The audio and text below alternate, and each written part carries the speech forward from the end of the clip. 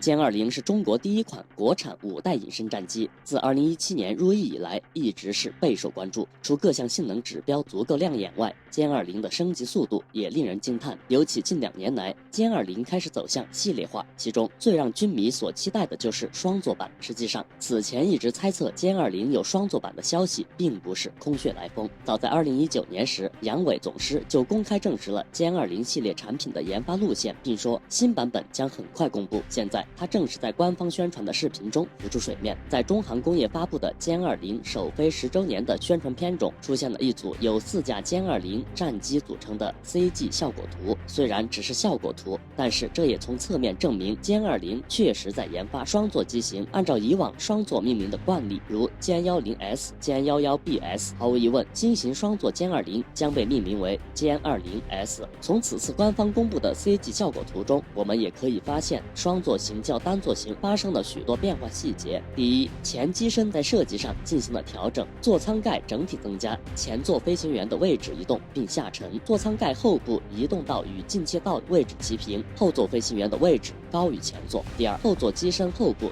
凸起，形成一个明显的背机结构。第三，加强了框架后移动到看2个飞行员的中间位置。不出所料的是，在歼20S 公布后，网上瞬间形成了热议，其中有不少人在疑惑，研发歼20S 真的有必要吗？先说结论，当然有，并且是急需。由于现代化空战的特点，这决定了中国空军迫切的需要双座版的隐身战机。因为在现代空战中，单座机能够完成的作战任务已经变得越来越复杂，飞行员显然是无法做到同时操作通讯系统、武器和战机的。尤其是歼20这种5代隐身战机，其本身就承担了很多功能性的作战任务，所以要想在第一时间发现敌人并击落，就必须依靠2个飞行员的共同努力。其次，届时随着隐身无人僚机的研发成功，到时候只有1名飞行员恐怕不能承担既搜索目标又指挥无人僚机作战的任务，所以增加了1名飞行员专门负责指挥控制无人僚机作战，可以更好地分担机群作战指挥压力。值得一提的是，此次歼20S 公布后，不仅仅是在国内引起了不小的反响，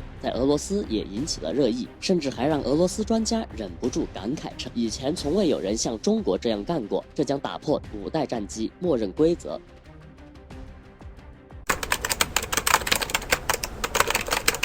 自边境争端爆发以来，印度就一直在边境地区大力发展，疯狂地开始武器采购计划。国防部为此投入了52亿美元，订购了多种先进武器，其中包括有阵风战机、S-400防空导弹。但是这些武器并不是花钱就可以立马到印度人手里面的，生产和相关的训练都需要一定的时间。为此，印度人就开始转动他的小脑袋瓜子了。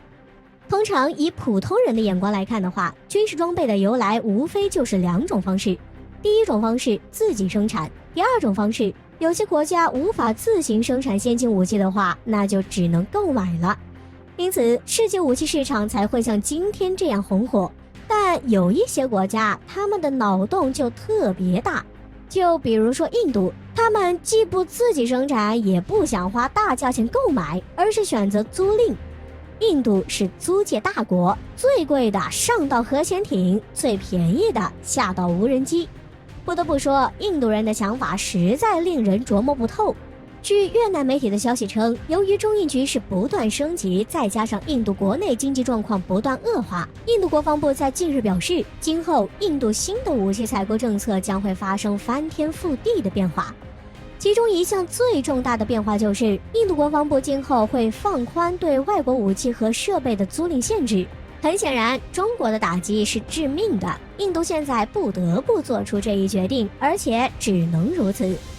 事实上，印度未来武器全靠租赁这项政策的出台，尽管在某种程度上允许印度不用花费太大的代价就能够拥有足够的战斗力，同时还缓解了印度国家预算的压力。但是要知道的是，租赁装备对于印度来说，虽然可以缓解前线的紧张局势和财政压力，但租赁这一选择真的会比购买便宜很多吗？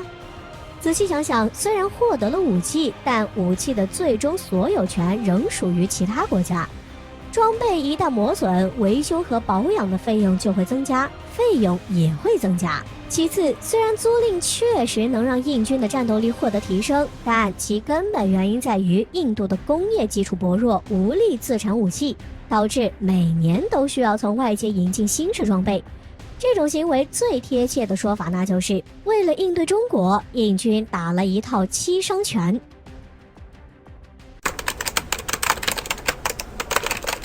今天是一个值得纪念的日子，在10年前的今天，也就是2011年1月11日，我国5代隐身战机成功首飞。可以说，当时几乎所有国家都不看好中国能制造出隐身5代机，但歼20还是惊艳腾空出世。然而过了10年，能自主造出5代隐身战机的，仍然只有中美俄3个国家。歼20抵地10年，取得哪些进展？歼20现在最缺的是什么？在首飞后，2014年编号2011号的歼20原型机首飞，在2016年1月2101号量产机首飞，表明歼20已经小批量生产。同年11月，歼20在第11届中国国际航空航天博览会首次亮相。12月，首批歼20交付空军飞训某团。2017年9月，国防部承认歼20服役，并在建军90年阅兵上携3机编队亮相。2018年，歼204机编队亮相珠海航展。2019年，歼20参与新中国成立70周年阅兵。而在歼20首飞当天，除了世界各国震惊，军事论坛挤爆了。还需要提到的是，当天正值美国国防部长罗伯特盖茨访华，后来他直言这是对我最大的屈辱。但现在美国或再次经历10年前同一个屈辱。美国常驻联合国代表克拉夫特